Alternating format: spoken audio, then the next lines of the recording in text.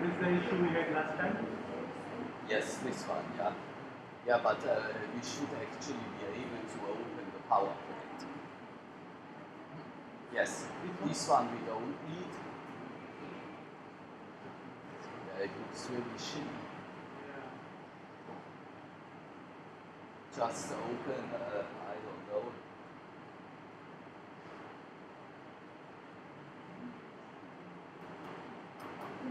This one we had. We had.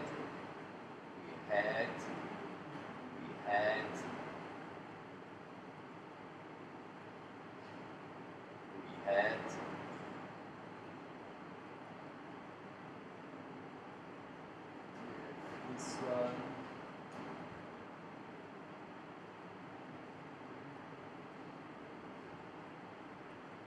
I think we had this one. This one we had. So then we just continue with the last one, just go one back. So I think we are just now continuing and finishing the diamonds, yeah? Because the last time in our last class before Easter, I gave this introduction into the layer intrusions, yes, with all these pictures, but I just put this one before because there was the review with John Lowry. So, but anyway, it should not be too difficult now to for you to follow. You are just now going back to your documents from the diamonds. Yeah, going back to the lineup from the diamonds.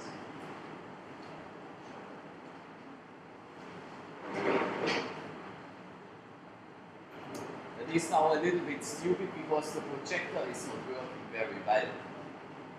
But anyway, we can manage it. We will manage it. So are you now back with your documents at the diamond class? Yeah. I'm asking. Yes. So I think we stopped there last time with this picture. If you are seeing it today for the second time, it doesn't matter because this picture I cannot see enough. So, and of course we have here also always the overlap with the ES301, and therefore I can show you today in class also some other pictures from these mega lights which we discussed in ES303 just on Friday.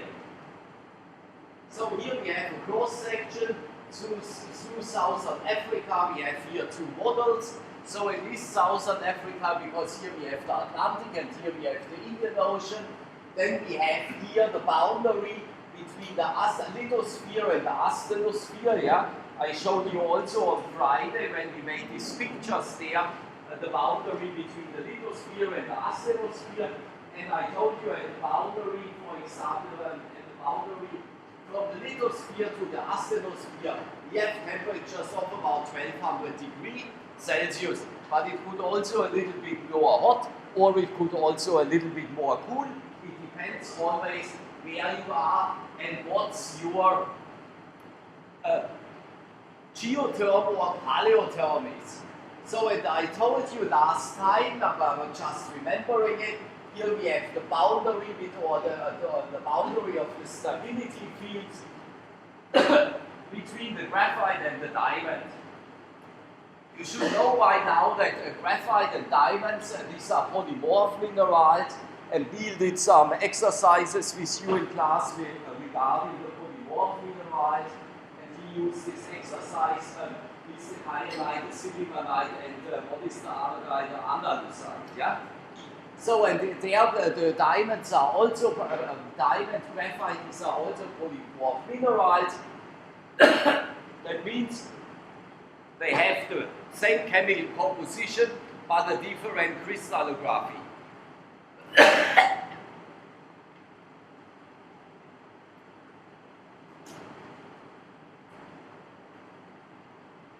So, I told you also that in our last diamond class,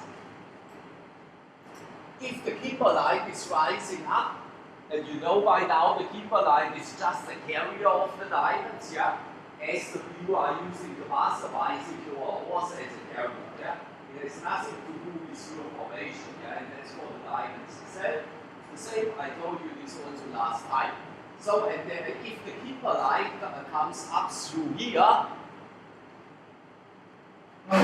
then it is not a diamond-bearing mine, because if the kimberlite is not picking up diamonds on its way to the surface, then you cannot find the diamond at the surface.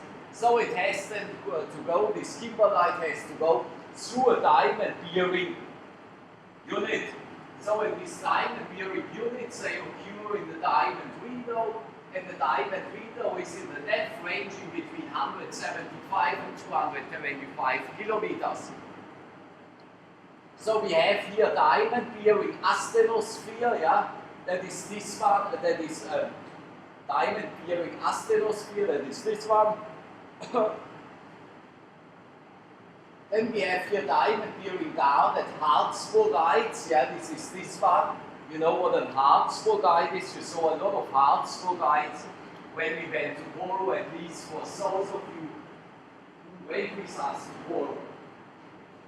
So, and then we have the barren kimberlites, the barren kimberlites. These are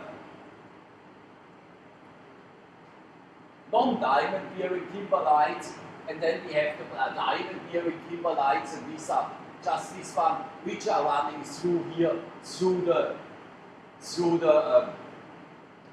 diamond-bearing units. I told you also, because but I'm telling you just now again, because these are also some questions in the test here, in the examination. I mean, the test is just an overview, we have to make it a little bit easier. And in the examination, you can expect roughly the same question as in the two tests, yeah? So, and one question is about the indicator minerals. If you are looking for diamonds, yeah, you are going maybe here to Solomon, or they are in Solomon or Samoa. Solomon, yeah. For those of you who are from Solomon, yeah, you can then, when you are at home during the semester break, then you can walk around, and then you can look, or you can look for them, yeah. So, but they will not just lying on the ground, or actually the biggest one what I found by now, they were just, they found them just by accident, they were lying on the ground. So, but there is only a few of them. So, and these are the biggest ones, because the biggest ones, they are so big that you cannot oversee them, yeah. But if they are very, very small, then you cannot find them, and you will also not see them. So, and therefore you are looking then at first for the garnets, yeah? I mean, at first you have to figure out if there is somewhere such a kimberlite, but the problem is the kimberlite, I told you, yes, I promised you also that I do a kimberlite in class, you can do this next time, yeah? Or we will just bring one in the practical, yeah? So, and then you can just break up a part of the kimberlite, not the whole part, just a part, and then you will put it into water, and then you will see it will just take a few minutes, and then they are totally dissolved, yeah? So, and therefore, when you are walking around in Solomon, then you will probably not find the kimberlite itself, because the kimberlite itself is just washed away, yeah? So, but then you are looking for the indicator minerals, and then you are going in Solomon to this place where they found the lersolites, yeah? You have in Solomon, you have lersolites, you have garnet lersolites. And the garnet lersolites, they are available. Find it very easily. Those of you who went with us to borrow, we saw the lersolites and the harzburgites, and these are just these green dots, yeah, you cannot oversee them. So, I mean, in other places, if you are doing the same game in South Africa, you are looking for the lersolites at first, and you are looking for the elogites, yeah. But mineral-wise, you are looking at first for the garnet. So that there you are going to the riverbeds. I don't know if in Solomon you have also some riverbeds, or I never been there. Yes. So you are looking at there in the segments of the riverbeds, yeah? So because when the kimberlite becomes washed out, if you like to wash out the kimberlite, then you need water, and that is in nature just the rain, yeah. And then you have the rainfall, and the rainfall will cause then the kimberlite will fall in pieces, becomes washed away, yeah. So, but then you have all the minerals inside the kimberlite, which has been picked up like the diamonds, yeah. And therefore you are looking then for the garnet. First, the garnet is an indicator mineral. There is the G9, G10 garnet. Yes, I told you that the G9, G10 garnet is a garnet of a certain composition. I told you this last time in class. And this G9, G10 garnet you can use as an indicator. So the garnet is a reddish mineral, yeah, it's reddish to brownish, these garnets. So and then you are just walking around there, you are going into the riverbed, and you are looking in the sediments. So and in the sediments, I mean, you can use a shovel or your hands or whatever. And then you are just looking for the garnet, and you will identify it very easily because it's red, yeah? So, and then you are picking them up with a needle or with such a pinset. I don't know how it is called in English, yeah? So you are picking them up, you are collecting them, and then you can measure them, you can analyze them, and then you will see if these garnets are of this certain composition as a G9 garnet, then you know this garnet comes from a depth where you can actually, under this pressure and temperature, you can then form diamonds, yeah? So as I told you, if this kimberlite has run through an area where there are no diamonds, then I mean it can pick up the garnet, yeah? But if there is no diamonds for picking up, then you must not continue. So and then if you have found this reddish garnet with this G9 composition, that is the calcium composition, and they are using the chromium composition, the magnesium composition, the iron composition, or concentration. So and if you have found this, I told you, these kimberlites must go up very fast to the Earth's surface within 20 minutes, because otherwise the diamonds becoming resorbed, and when they are becoming resorbed, then you have no longer a diamond, then you have then a graphite. So, but you don't like to give or to give to your girlfriend a graphite as a present, yeah, because she can just buy the graphite in every bookstore. You would like to give her a diamond, so and therefore you have to look for a fast kimberlite. So in the fast kimberlite is fast because the kimberlitic melt has a lower viscosity, and if it has a lower viscosity, then it has a lower density, and it has a viscosity in average. They have a viscosity of 0.5 or 0.4. Some of them are even lower. So remember, the viscosity of water is 1. So it is actually like a lower, like a gas. Yeah? It's just a gas which are coming from the Earth's level to the Earth's surface. And if this gas has a lower viscosity, then it is faster. So, and if you have a lower viscosity, then you have a lower water concentration inside, because if you have more water inside, then the viscosity becomes higher, and the kimberlite is faster, and your diamond will be reacting away, and it will go back to graphite. So, and then therefore you are looking now for the certain indicator mineral.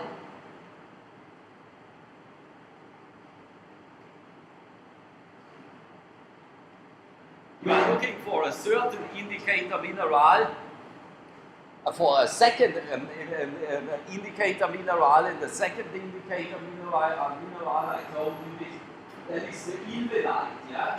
And the ilmenite you can also find or identify very easily at the sediments and in the river, because the ilmenite is black, yeah?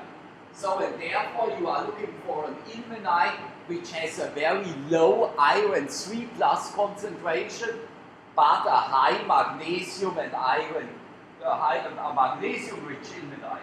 Because if you have a lot of iron 3 plus inside, then you have a high oxygen fugacity, and that shows that your diamonds are reacting away. And you can be sure that there are some questions inside the tests. I mean, you are doing now just the tests, or the first one they have done, or I don't know. They have done. Yes. So, and then there are some questions regarding this inside, and in the examination there are also some questions regarding this inside. So now we are going to the next slide. So, and that is now the formation. I mean, I told you for the preservation of the diamond, you need a thick continental lithosphere. So here in Solomon we do not, I don't know, maybe you have, because I mean, if you are looking here, or if you are going back to the ES301 field trip, you saw these tonalites, yeah, and these tonalites, that is a sign that you are forming here actually continental crust. So, and people are talking about the formation of a microdiamond here in the South Pacific, and here we have the indicator. So you need a thick lithosphere, and here we have the example that is also a model what they have just constructed. You are forming then a thick continental lithosphere, and to form a thick continental lithosphere you need time, yeah? Because the stuff has to cool down. And I mean, therefore, you can, most of the diamonds you can find in old Archean cratons. So that means not that a diamond is as old as the old craton, but you need this thick continental lithosphere that they can survive. So, and of course, if we are talking about an Archean continental lithosphere, then we are talking about ages ranging between 2,800 million years and 3,600 million years. So, and therefore, you can form a continental lithosphere with a thickness of about 400 kilometers. Yeah? So here in this picture, they have just the formation of a depleted continental lithosphere, and there we are running down till 300 kilometers. Yeah, that is quite thick. But I told you just now, for example, the continental lithosphere in South Africa from the Kalahari Craton is about 400 kilometers thick, and there they can survive the diamonds. Yeah. So, and there we have depleted continental lithosphere, and you know this by now from ES303. When we are talking about depleted rocks, that means they have a very low concentration in varous elements inside. Yeah? So, and now we have picture number B. We have the thermal erosion at the continental lithosphere and the preservation from the diamonds above. Here we have the graphite diamond boundary. Here we have the convective mantle, and the convective mantle is now metasomatizing the continental lithosphere, and therefore parts from the continental lithosphere becoming removed. So, and there we have the thermal boundary, that is just heat, and here we have the mechanical boundary, that is this boundary where that is this boundary where the stuff becomes physically removed. So, and the diamonds can be survived below the mechanical boundary layer. So, and now we are coming back to this picture. Now we have to form the kimberlite, yeah? We have to form this kimberlitic melt in a way. So, and you know by now that these kimberlites, they are very rich in potassium, yeah? That is also a thing what we just discussed on Friday when we were talking about the enriched mantle, yes, the oils compared with the NMOR. Yeah? Where does this potassium come from, and where does this potassium come from, and where does this potassium group elements are coming from? And I told you in ES303, you know that's not an overlap, yeah? I told you in ES303 the potassium group elements, that is barium, strontium, rubidium, barium, strontium, rubidium, barium, strontium, rubidium. Yes, with the potassium we have the 4, yeah? So, and one explanation is, I told you just on Friday, you have then you have maybe an influx from the lower mantle into the upper mantle, but why should we have then also the potassium group elements there? Because the potassium group elements are actually hosted in the continental crust. So in there they are hosted in minerals like the plagioclase and the K-feldspar, yeah? So, but I told you also on Friday, and I told you this also in ES106, that the oceanic crust becomes recycled every 200 billion years. So that means since this planet exists, we have at least 20 times recycled the whole oceanic crust, yeah?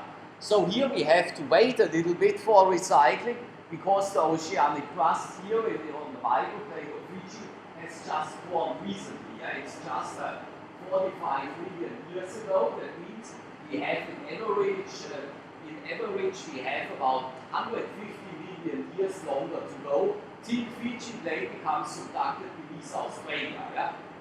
So we have to just walk over.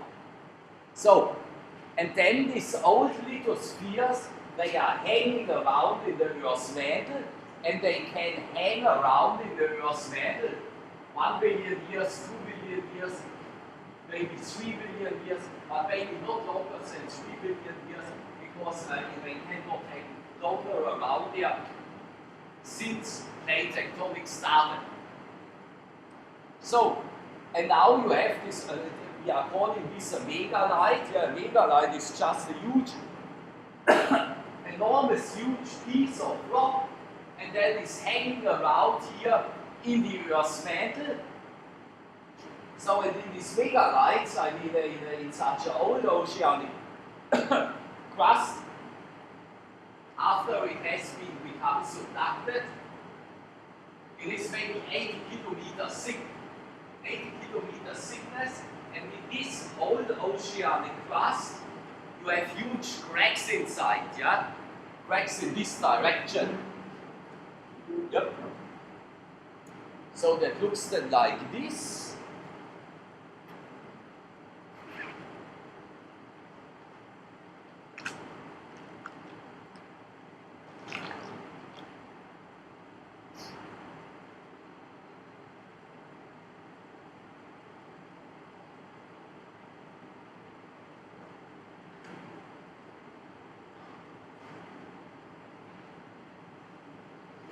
So that is then such an old oceanic crust, and then you have these cracks inside, yeah?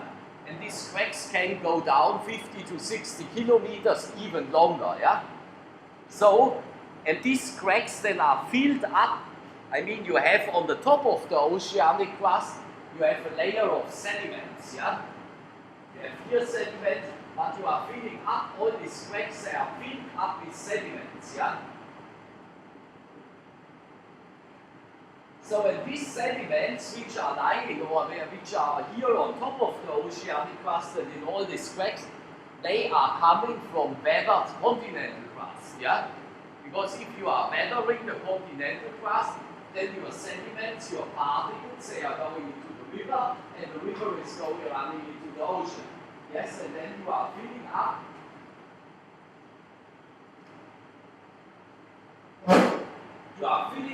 all these cracks with sediments. So and if in a certain depth or if it is deep enough, the whole thing becomes recycled. It becomes just molten up from both sides, from the top and from the surface. That is like you are leaking on ice, yeah? Then the ice becomes always smaller and smaller. So and that's the same what's happened then to your megalite, yeah? So and therefore you will create melt, and this melt will then rise up. So and if you have such a kimberlitic melt, then this potassium-rich melt, here we have written the enriched mantle, will rise up, and then you are forming here at the bottom, you are forming here liquid pools. So and then the liquid, then you have the liquid pool, that is the kimberlite, and you have the diamonds above. Then if there are diamonds, then this kimberlite will pick them up and bring them to the Earth's surface. But therefore you need then the next thing, you need a pathway, yeah? You need a path that they can come from here to here, yeah? So and that is a crack. So and these kimberlites, they are not as scanty melts like the volcanic melt, yeah? They are just running through an old volcanic pipe. That means there is already an existing pipe from an old volcano, or it is a crack. So and most of the times they are running up through cracks. So and then they are running up here through the continental crust to the Earth's surface within a couple of minutes. Next slide. That we don't need. Yes, here once again. Here we have all the different types. We have here again the boundary between the lithospheric and the lithosphere and the asthenosphere. And here we have the kimberlite group 1. And the kimberlite group 1, that is a montigylite bearing kimberlite. We are doing this in detail when I'm coming then up with the text. I have also written there a summary for you, yeah, which is also uploaded on Moodle. So and then we have here the kimberlite group 2, group 1. And the kimberlite group 2, that is this one, it is formed here at the base of the boundary to the lithosphere, yeah, that is this one. And the kimberlite or group 2 is only can only be observed in South Africa, and there is a mica-rich kimberlite. And this mica-rich kimberlite has then a lot of aluminium inside, and aluminium that is just coming from the sediments. Yeah, you have this montigylite kimberlite. They are rich in these are serpentine kimberlites, and they are formed by the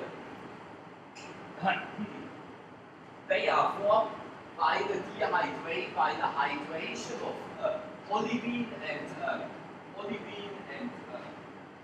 autopyroxene, and then you have this mica-rich kimberlite, this orangenite, which are the group 2 kimberlite, and they are aluminium rich, and they are from these meta sediments as I have drawn it here. So then you can find there the garnet harzburgite. It is these units here, and therefore you are looking then for different indicator minerals in this harzburgite. Then you have here these ones, that is the lithospheric eclogite. Then you have here these ones, that is the subducted eclogite. Then you have the garnet lersolites in the lithosphere, and that is these ones. So and there you can distinguish between the E-type of eclogite, that is the E-type of diamonds, and then is this one, this type of diamond, which are associated with eclogites, yeah? And then you can find the P-type of diamonds, and these are this one, which are associated to the peridotites, and the peridotites are the harzburgites and the lersolites. Next one. We don't need this. We don't need this. We don't need this. We don't need this. Yes, and here we have again the G9, G10 garnet. So in there you are measuring these garnets. These are these indicator garnets, you remembering it, yeah? And you are measuring these garnets with a microprobe. So and then you are measuring different oxides inside the chromium and the calcium here. And then you can see that here this diagonal line, we have the G10 garnet and we have the G9 garnet.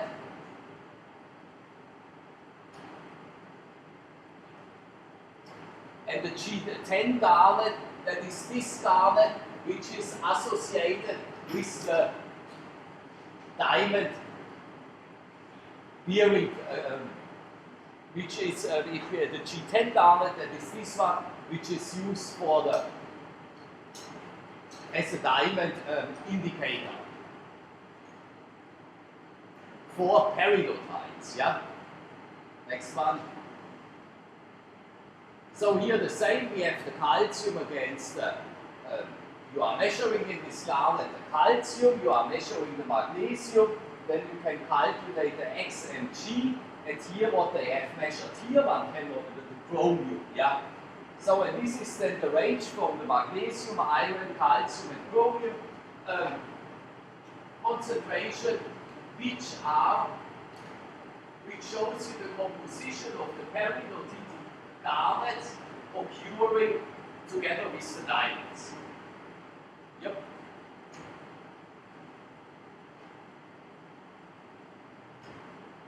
Here we have it again. We have here the eclogite, xenolites. These are the spares. So in this, of course, the garnet in the eclogite, xenolite, they have then another composition. So you must then be aware that you are, if these diamonds associated, if these are E-type of diamonds which are associated with eclogite, then of course regarding garnet has another mineral chemical composition compared to those ones from the peridotites. Yep. Or you can use such a triangle, yeah, that is just a ternary system, which shows you here we have magnesium 100, we have here iron, it's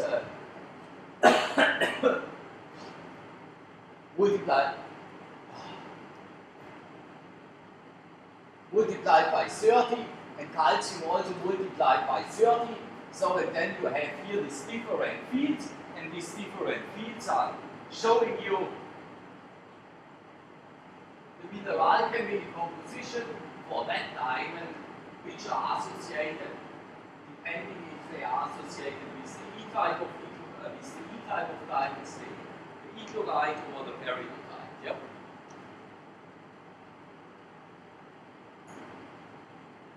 And so, and that's now the same for the chemical composition for the ilmenites. I mean, I told you the ilmenite is also an indicator mineral for the diamond-bearing rocks or diamond-bearing kimberlites. So and therefore you are looking for eclogites which has a high magnesium concentration, a high iron 2 plus concentration, but a very low iron 3 plus concentration. So and here you have then the stability field or the mineral chemical composition of most ilmenites which are associated with diamond-bearing kimberlites. Yep.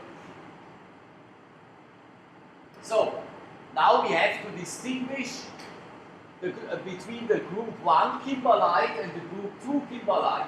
I told you the group 1 kimberlite, that is a multigidite kimberlite containing the mineral multigidite, and the multigidite, that is a calcium-bearing olivine, yeah. And then you have this serpentine-rich kimberlite, and you know the serpentine is also a polymorph mineral. You have there the 3 polymorph groups. That is the antiborite, that is the lizardite, and that is the chrysotile. Chrysotile is asbestos. So, and there you can just go to your ES301 document, and there you will find the 3 polymorphs of the serpentines. So now we are watching at this or looking at this diagram, and this diagram is you have the labels on the axis. Here we have 87 strontium, 86 strontium. You should by now be familiar with this. That is from the ES303. Then we have here the neodymium isotopes, 143, 144 neodymium. So here you have now old friends of yours, that is now the bulk earth. Then you have here the warp, and here you have the oil, yeah? So you know by now what the warp is. That is the middle ocean ridge basalt, yeah? We did this in ES303. And you know by now also what the oil is. We did this also in 303, ES303, that is the ocean island basalt. So now we are looking how the kimberlites are look like.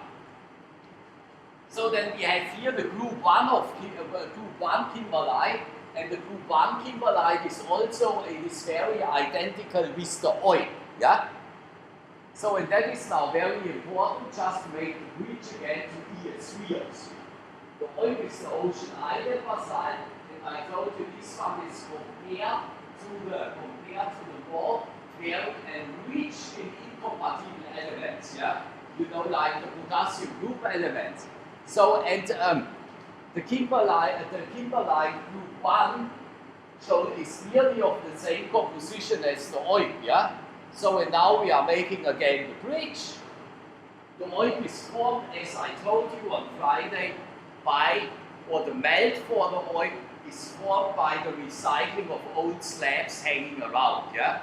And now I'm just showing you how it is related now to the kimberlites, yeah? Because they are of the same isotopic composition, and they are all, I just showed you in the few of the other slides before, that we are seeing they are produced by old slabs hanging around in the asthenosphere, and they can hang down till a depth of about 600 to 700 kilometers. So, and here we have now the potassic-rich volcanoes.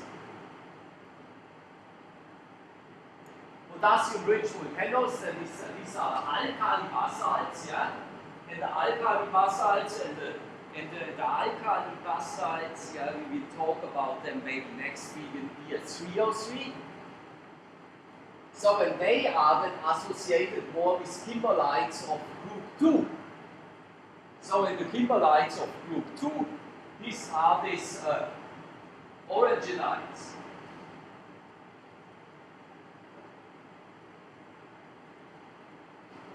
So, and here we have then this large field, and that is the chemical composition of the Australian lamproites.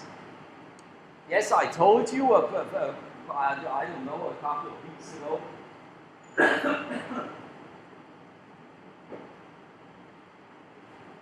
You can also have lamproites as a diamond carrier from the Earth's mantle to the Earth's surface, but lamproites can only be found in Australia.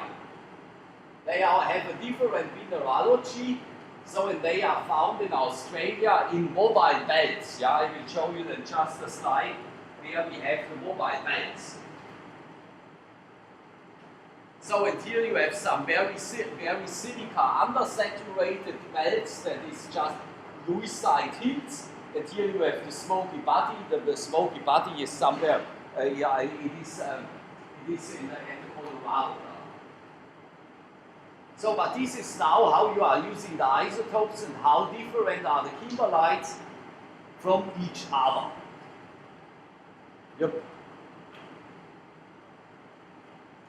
So here we have a map of all the kimberlites worldwide, or diamond mines, yeah, and you can see you find them in most of the old shields. Yep. These are just some kimberlites in India, yeah. I mean, in India you can also find diamonds, but I don't know if they are of high or low quality.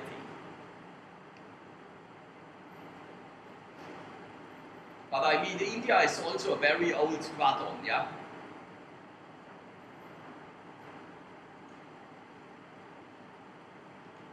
Yes, here we have, that is now a very good picture, because that shows you all the different diamond mines in South Africa, and not all in Botswana. And Botswana is here only, they are showing only one here, but you have here actually in this area you have now 4, because just recently they opened the AK6 mine.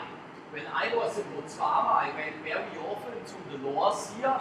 I mean, I was based here in Gaborone. Gaborone is the capital of Botswana, and then you had, then I collected a lot of xenolites there.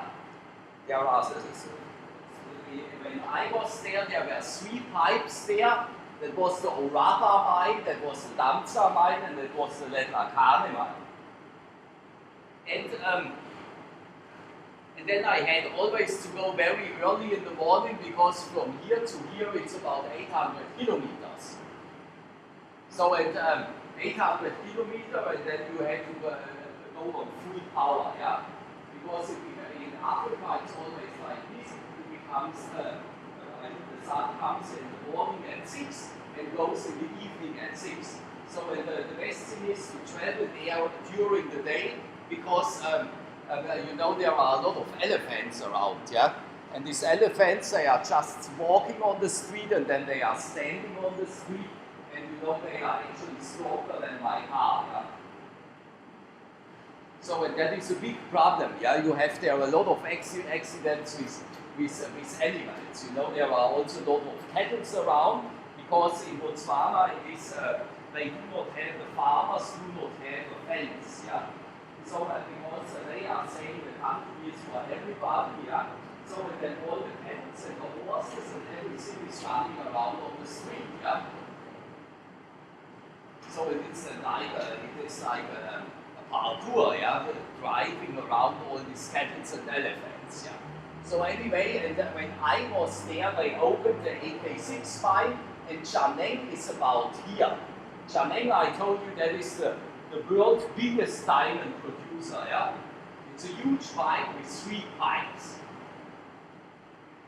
Then we have a lot of mines here in South Africa, and here is the Robert Victor mine, and I showed you a few weeks ago this presentation of my own research regarding diamond-bearing rocks, and these eclodites I have sampled here in the Robert Victor mine.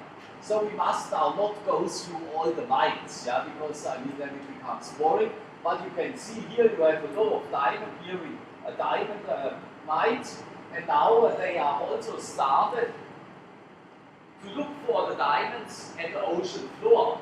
So because I told you that kimberlites becoming now washed out, then they are then the whole material is in the sediments, and the sediments, they are just running together with the rivers into the ocean, and therefore the bears is now watching at the ocean floor, and then they are looking there also for the diamonds. So next one. So that is now the Kimberley block in Australia. Here you have Australia, yeah. Could be also Viti-Levu, yeah. That's very funny. The shape of Australia is nearly the same like Viti-Levu. Just the scale is different, yeah. So and I mean Kimberley, I told you this at the introduction of the diamond class. Kimberley, that is this locality in South Africa where they found the first diamonds. But in Australia you have the Kimberley block, yeah. But the Kimberley block in Australia has nothing to do with the Kimberley location in South Africa. So the Kimberley block here in Australia is also of Archean age. So and there you have now this lamproids, and you have the kimberlites. Yeah? And I told you the lamproids you can only found in Australia. So in these lamproids, they are in the mobile belts around the archean gradons. So in these lamproids are actually they are not that powerful like kimberlites because they have a higher water concentration, and therefore the kimberlite has a higher viscosity, and then they are not that fast, and then the diamonds there, they are showing a higher degree of resorption. Yep. So now we have here this picture how a kimberlite pipe looks like, but we are using the next one. Yes. So that is now how such a kimberlite looks like, or how does this pipe looks like. You have here in the ground, you have these diatremes, yeah, at the root zone, and these diatremes, they are not big.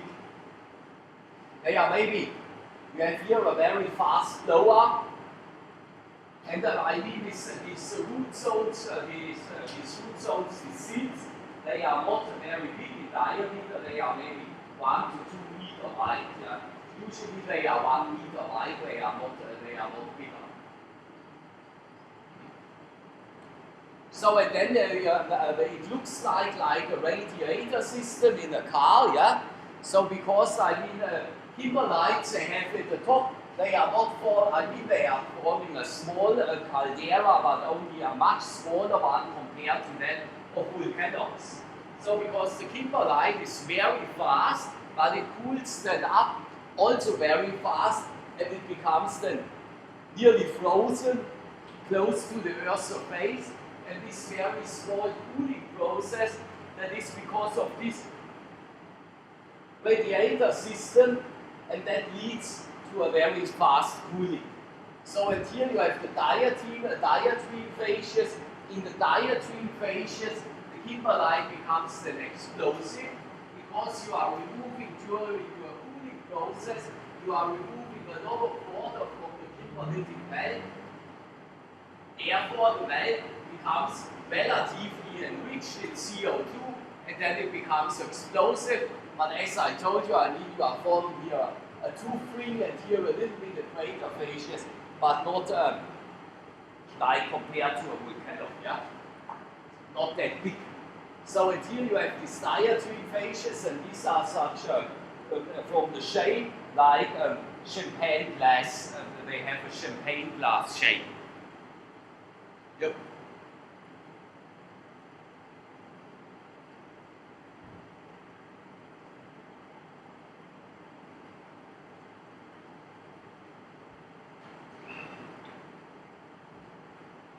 So here we have now a cross section through such a champagne glass, and there you have not through a kimberlite, that is through a lamproite.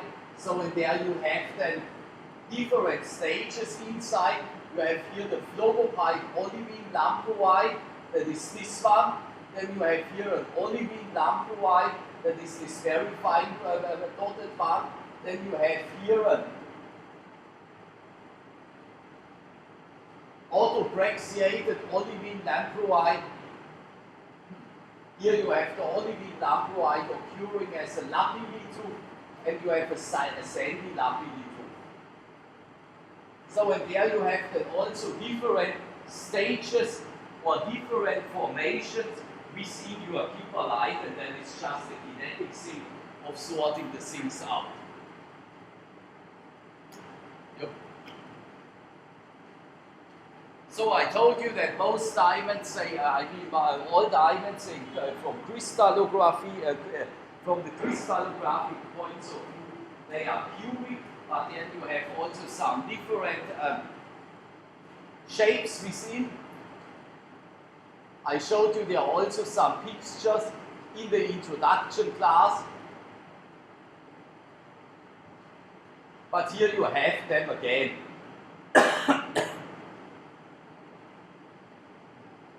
You have cubes, and you have dodecaheders, and you have octaedras.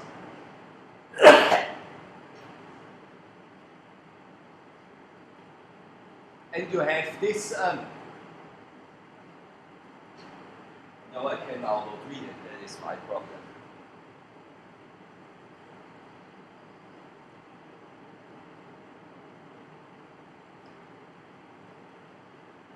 But anyway, you have it in your PowerPoint, and you have it in the first PowerPoint as well, and there are the different crystallographic groups explained, and we did it in the first introduction as well. Next. Yes, here you have the cubes. So that is then a pure cube, yeah. And here we have an octaedra, and then you have some showing a very irregular shape, and some of them they are showing a stronger degree on resorption, and this resorption that is a result when they becoming then partly resorb where the diamond goes back to graphite. Yep.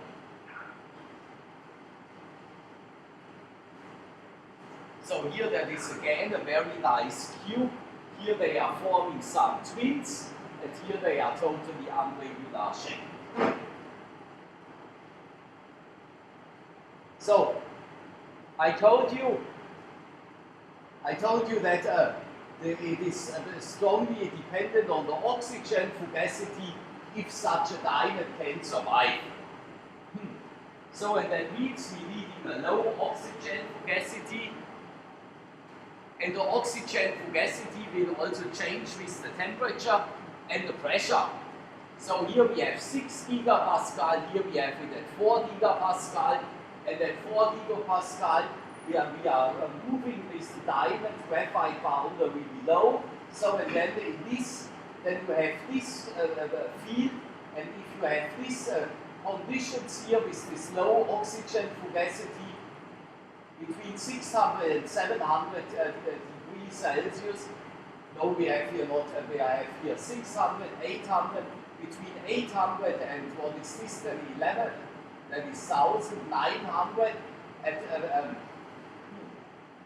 between 800 and 900 degrees Celsius within this range, then your diamonds can survive, yeah, or will survive. If you are out of this range, or if you are going crossing this boundary at this pressure conditions, and here we have an XCO2 from 0.1, that means your XH2O is then 0.9. So under these conditions, here your diamonds will survive. If you are crossing this line, then they will just become resorbed and going back to graphite. So whereas if you are going to higher temperatures, ranging between 1200 and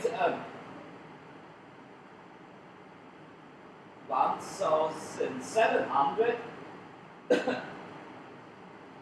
then the stability field is much bigger.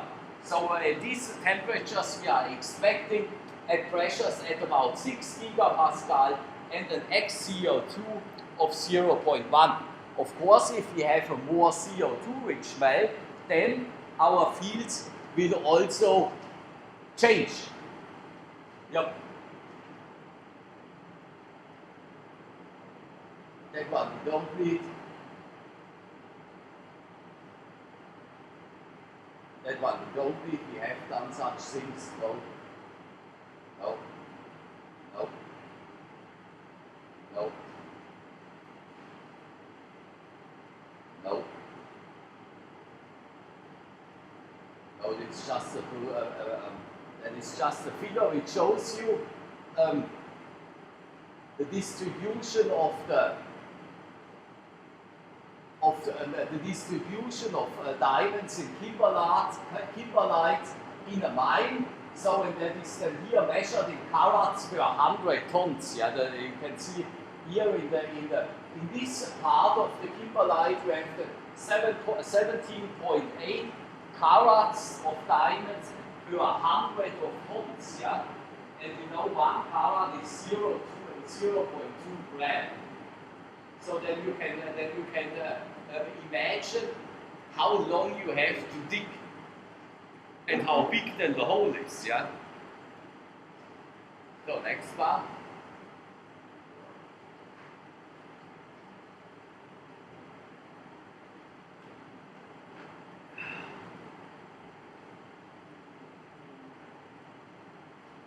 So that is a diagram like this once before.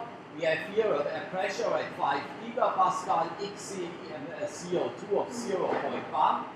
And there, under this pressure condition and this XCO2, the diamonds and these temperatures between 1600 and 1800 degrees, then the diamonds can survive having a much higher FOO2. Yeah?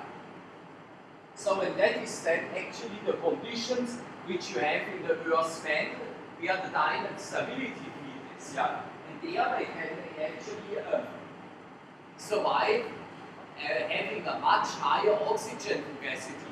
But before I showed you this diagram at 4 gigapascal, and the conditions between 8 and 900 degrees Celsius, and these are conditions where the diamonds has already picked up by the kimberlite. Yeah? There they are already on the way to the Earth's surface, and therefore the kimberlite, it is only the carrier of them, but it is composition of the kimberlite is very important that the diamonds can survive. Look.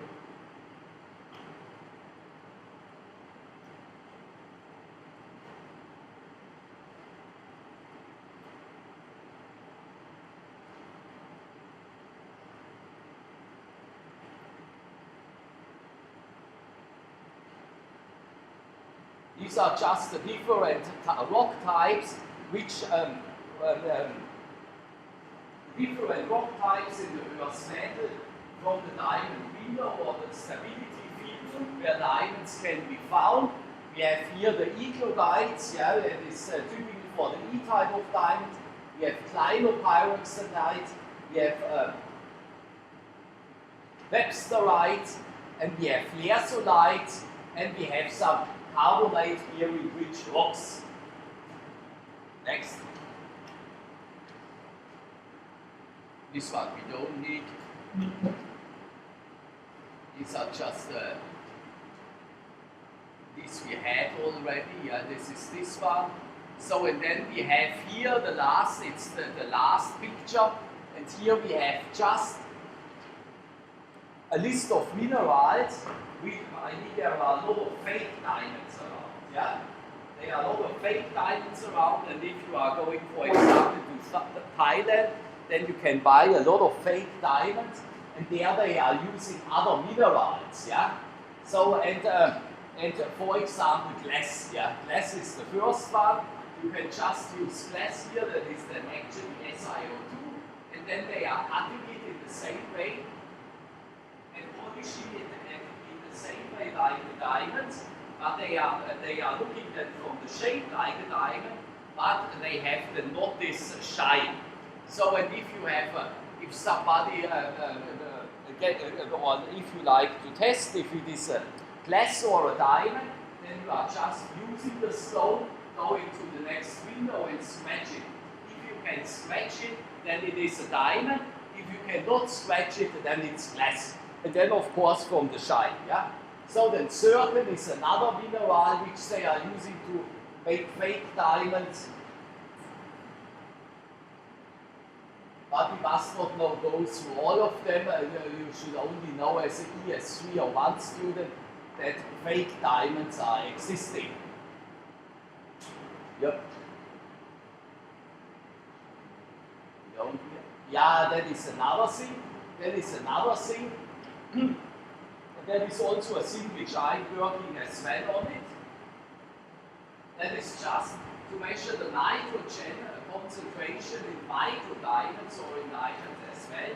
I think there are some other elements inside as well, but you know they occur only in trace compositions, in parts per million. and that is the nitrogen concentration, and the nitrogen concentration can be used how long a diamond has been placed in the Earth's mantle. So I mean the diamond was maybe formed, I don't know, maybe during Archean times. Yes, they are formed during Archean times between 2,800 and 3,300 million years ago. And then they will have then been brought up to the Earth's surface, like the ones which I'm working on. They have brought up to the Earth's surface 128 million years ago. So and then you would like to know how long was the diamond in the Earth's mantle, or at least I like to know this. So and therefore you can measure the nitrogen concentration, and then you can calculate how long it was in the Earth's mantle, and that is nowadays a very nice topic in science. So next slide.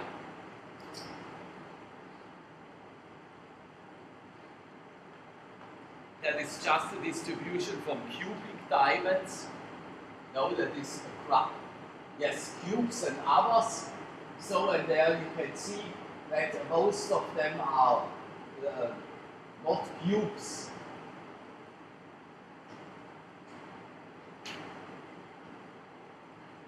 That is just the place where they are coming from. Yeah. No. These are the groups. Yeah. We did this also in our first class. You have to group 2 A diamonds and 1 A diamond and all this stuff. So and of course there you have you can measure them with Raman, and then you can figure out what class of diamonds it is.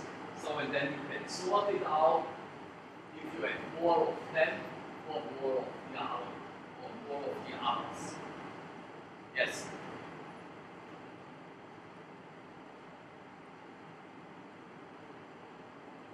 No, that we don't need. Yep, so then we need the summary.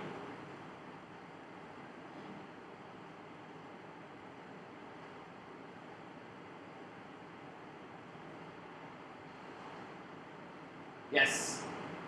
That is my project actually, and I got the funded. This project is funded from the UNESCO, and that is my UNESCO IGCP 557 project. And now we can just go down. So in there I have written for you a summary. Yes, that the first diamonds were discovered in Kimberley in 1869 in South Africa, and that is this big diamond where they made the whole jewelry for the queen, and which is hanging around her neck. So and you can just go down. So and I have just written here that diamonds can be found in kimberlites and labradorites. We did this.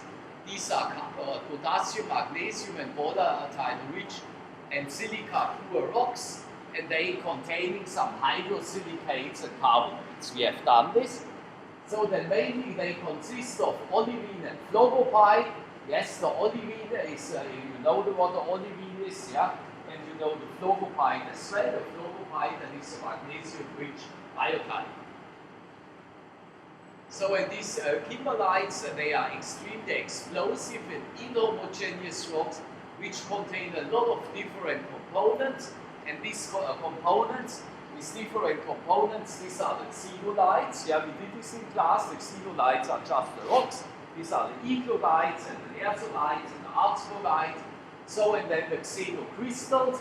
These are just minerals which was formed, which has been picked up in the Earth's mantle or has been formed in the kimberlite itself, and there I showed you very at the beginning of the class a table. So again,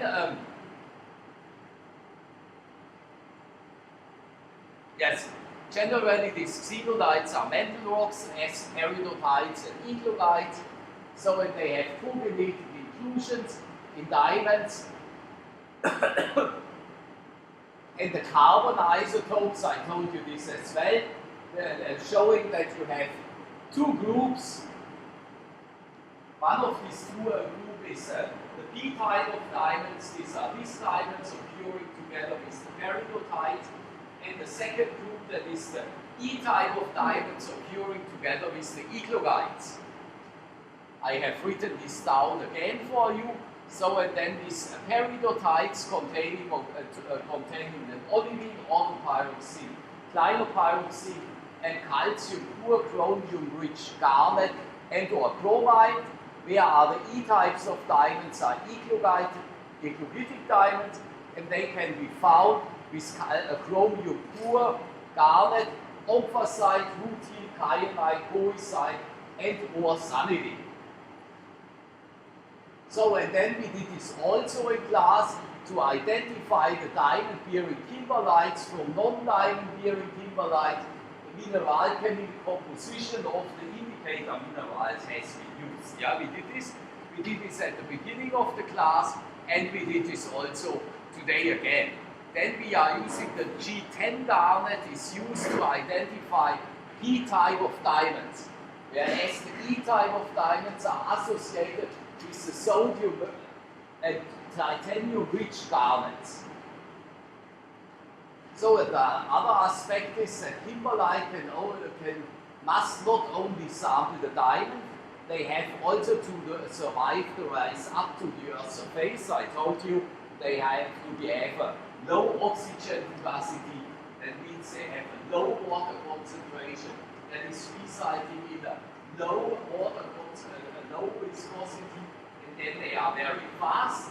And if they are traveling to the Earth's surface very fast, then the diamonds will survive. So, and to make some estimations about oxygen fugacity, we are using the magnesium and the iron concentration in the ilmenite.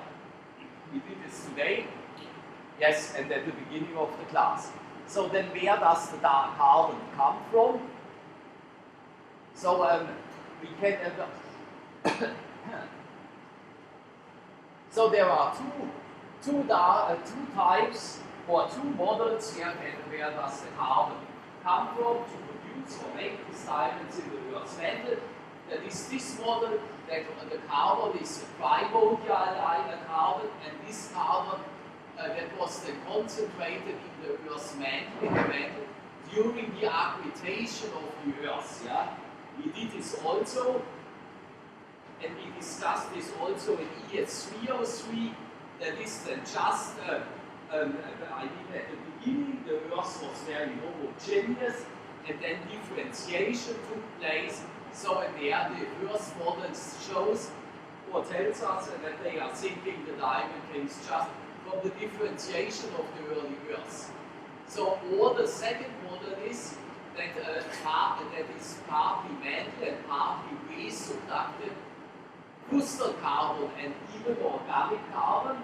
So, and we did this also at the beginning of the class, and we did this also again today. That this carbon for the E-type of diamonds, yeah, is coming from the reconstructed oceanic crust, and the organic carbon, that is then just carbon which is coming from the sediment, and that is then just from shales. Yeah? So when the carbon can be located by measuring the carbon isotopes, I showed you also the diagrams, and you have this in your documents. So in there you are measuring the two stable isotopes, and that is the carbon-12 and the carbon-13. So the P-type of diamonds, they are relatively homogeneous in carbon isotope values of about -5 promille, whereas the E-type of diamonds, they are showing a huge variation in carbon isotopes.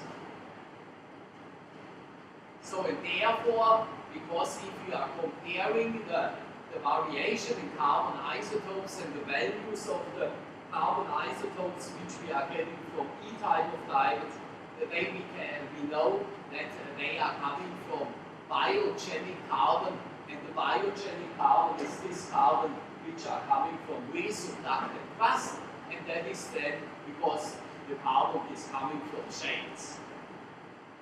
So how and where does the diamonds are formed? The diamonds, of course, they are formed in the diamond window, and they mostly occur as octaeders. We did this. So, but cubes and cube octaeders are also common, whereas rhomb and dodecaeders are very rare. Cube and cube octaeders are formed at high pressures and lower temperatures. Diamonds from eclogites and peridotites from the same deposit are formed under similar conditions, and these similar conditions, that is then in a depth of ranging between 150 and 200 kilometers. I told you 175 and 225 kilometers. Both is true, and the temperatures are below 1,200 degrees Celsius. So some diamonds, but some diamonds are formed at a depth of about 400 kilometers. So diamond-bearing kimberlites occur mostly in Precambrian cartoons, that means in old Archean cartoons, and they are especially in those of Archean age. Diamonds are formed since the formation of the first lithosphere and survive beneath the Cambrian sheets till they are rising up to the Earth's surface, together with the kimberlites. Kimberlites are usually late Archean to Cainozoic. And these kimberlites are cratonic. I showed you this, they are occurring in old cratons, whereas the lamploids, they are occurring they are off-cratonic, and they are occurring in the surrounding mobile belts.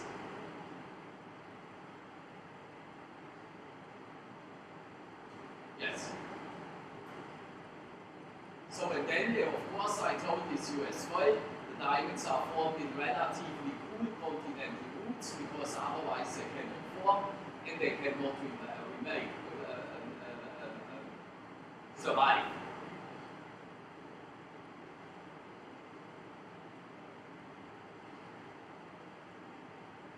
So then we have the kimberlites and the lamploids. So these kimberlites are ultrapotassic rocks. I told you this of different age, scattering through the whole Earth's history, and we can generally group these two kimberlites into groups. And then I told you also a few of times. That is the type 1 kimberlite, that is a olivine monticelite serpentine kimberlite. I told you this. And it shows macrocrystals of magnesium-rich olivinite and chromium-poor titanium pyrite. So, and today I showed you also that this in the strontium neodymium isotope ratios are close to them of wild Earth. That is the indicator that the type 1 kimberlite is formed in the asthenosphere. So when the type 2 kimberlite is a mica kimberlite or so-called orangenite, I told you this as well. And this one can only be found in South Africa. They contain an aluminium-rich diopside, micas, and barium, potassium, vanadium, titanites, yeah, and barium and potassium, these are potassium group elements, and that is then just from resurfacted old oceanic crust. So the type 1 kimberlite is a more CO2-rich kimberlite, whereas the type 2 kimberlite is more H2O-rich, and therefore type 2 kimberlites are more H2O-rich.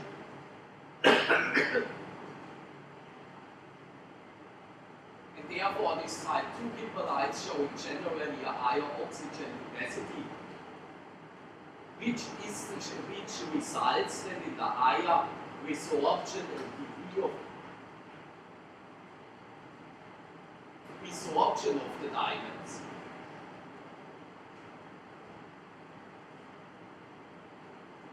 So the general view is, yes, I told you that these kimberlites are very fast, running in a couple of few hours through the lithosphere. I told you even that they are much more faster.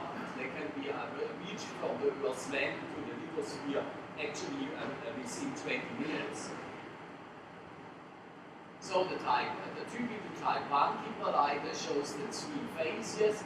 We did this today. That is the crater phases, the diatreme phases, and the hypercyclic phases. So in all these 3 complexes are in a depth of about 1 kilometer.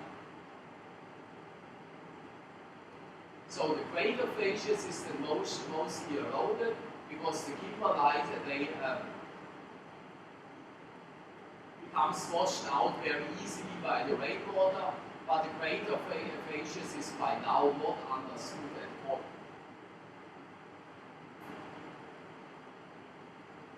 So the type 2 kimberlites showing nearly similar phases as the type 1 kimberlite.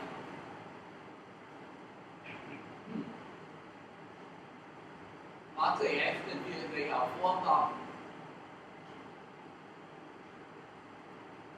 formed up of different minerals inside.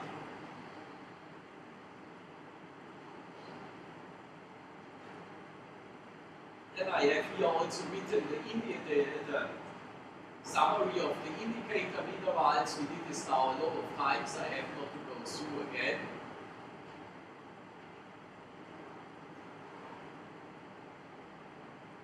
Yes, here again the G9, the G10 garnet. Then we have here again how the volatile, how the fluid distribution is.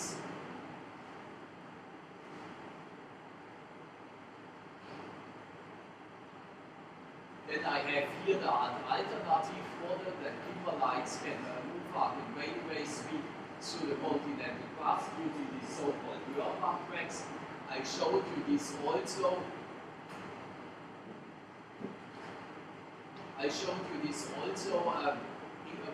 In one of the PowerPoints for my own research.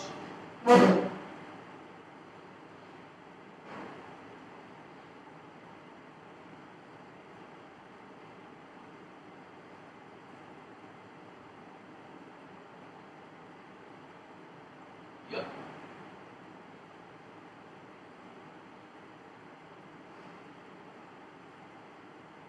So yeah, that was then the summary, only to check that I have forgotten nothing. So and now you can go through these PowerPoints by yourself, and then through the things what I have written here for the summary, and then you should actually prepare for the questions regarding to the diamonds, and then we can continue next week with our layered intrusions. And then we have the geophysical methods left and the volcanic hazards. So and then we are done for today.